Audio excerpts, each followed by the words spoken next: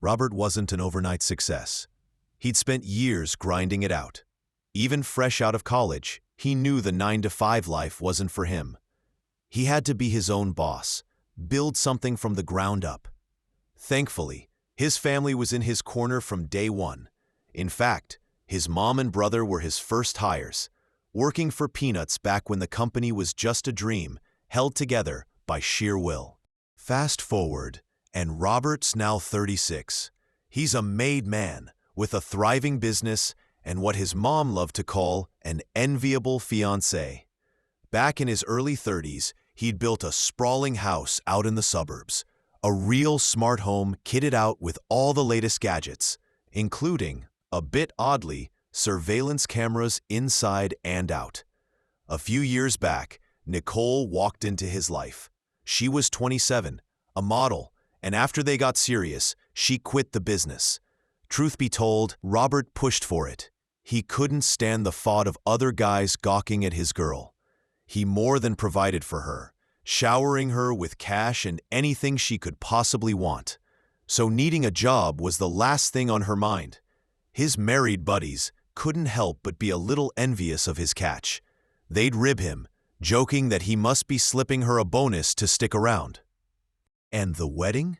Man, it was something else.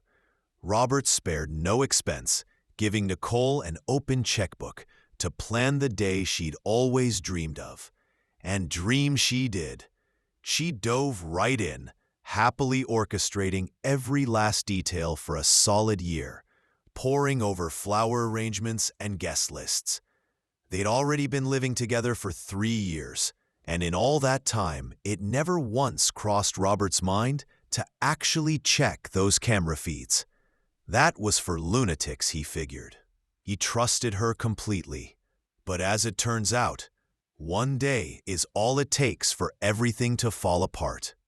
It all started when his best friend, John, stormed into his office, his face a mask of misery. He was getting a divorce. Robert was floored. John and his wife were high school sweethearts. 15 years together, the couple everyone thought was rock solid. John slammed his fist on the desk, rattling the coffee mugs. "Are you sure?" Robert asked, stunned. "Of course I'm sure. I went to pick her up from the fitness club, and she walks out with some young, roided-out punk. I laid into both of them right then and there. He'll get nothing. She'll be out on the street," his friend seethed. Robert's heart went out to him. He knew John had been utterly devoted to his wife since they were kids. A betrayal like that was a knife in the back. And that day, for the very first time, a dark little thought wormed its way into Robert's mind. What about Nicole? For the next week, he was at war with himself, fighting a losing battle against the urge to check the cameras. "Don't do it. You're not some kind of maniac who spies on his own wife," he told himself over and over. But one day, he caved. He watched Nicole go about her day, the massage therapist arriving, her just sitting on the couch binging a series, sipping coffee in the kitchen. Nothing. There was absolutely nothing out of the ordinary, and he felt a wave of relief. Still, a new ugly habit was born. He started taking quick peeks through the cameras, just to be sure. He was terrified of getting caught, of Nicole finding out about the cameras she didn't even know existed. A new layer of caution crept into their conversations. He started weighing his words, careful not to let anything slip. No, he decided. She could never know. This went on for 2 months, Robert playing the part of the remote, invisible spectator in his own home. He started noticing little changes. Her usual comfy loungewear was slowly being swapped out for things that were far more revealing. He brushed it off, though. She just likes to feel beautiful, he reasoned, not wanting to connect the dots. Then came the day he opened the feed and saw them. A pair of men's shoes in the hallway. They weren't his. He was instantly confused. Nicole hadn't mentioned the massage therapist was coming. A bright red alarm bell started screaming in his head. He scanned every camera, but she and her guest were nowhere to be seen. That meant they were in the one blind spot in the entire house, their bedroom. Cursing himself, he got pulled into a meeting and couldn't keep watching. By the time he checked again, the shoes were gone. He'd missed the visitor's departure, and a surge of helpless anger made him slam his laptop shut. Robert decided to play it cool.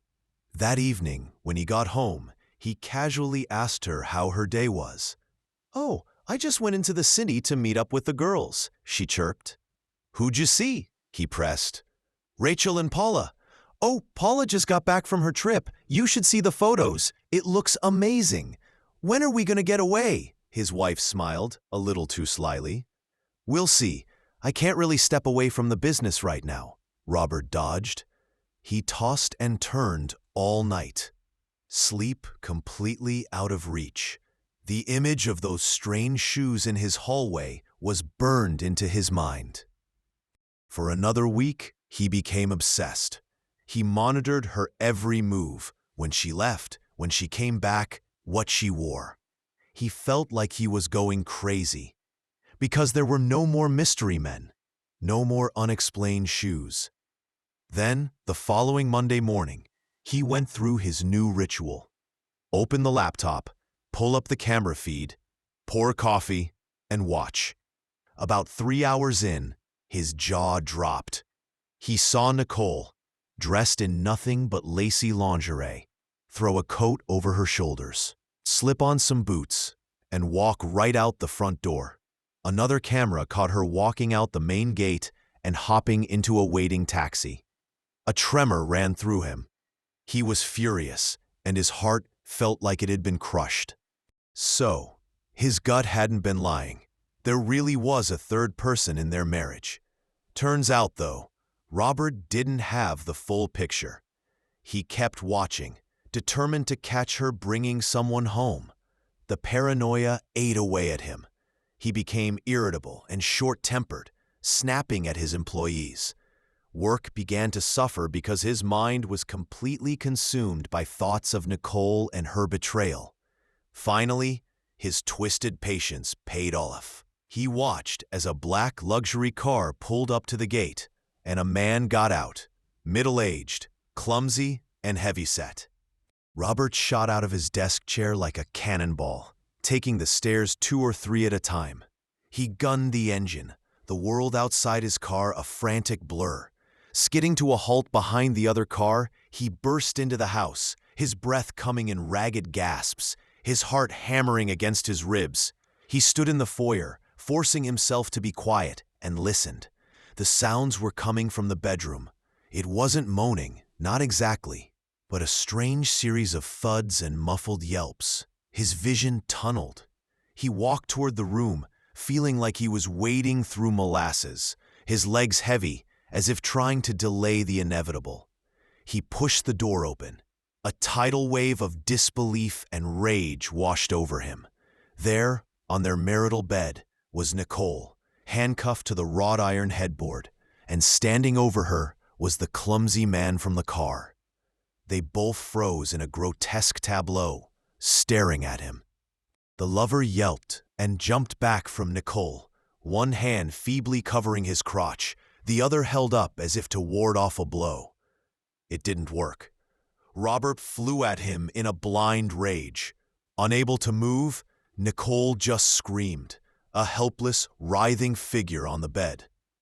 Robert physically threw the man out the front door, watching for a moment as he fumbled with his things and waddled to his car like a panicked bear. And what did she see in him? The thought echoed sadly in Robert's mind. The traitor was still on the bed, looking more dead than alive. The tears were streaming silently down her face. All the fight had gone out of her.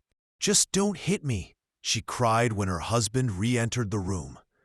"I wouldn't dirty my hands on you," he snarled, spitting on the floor near her to show his utter disgust.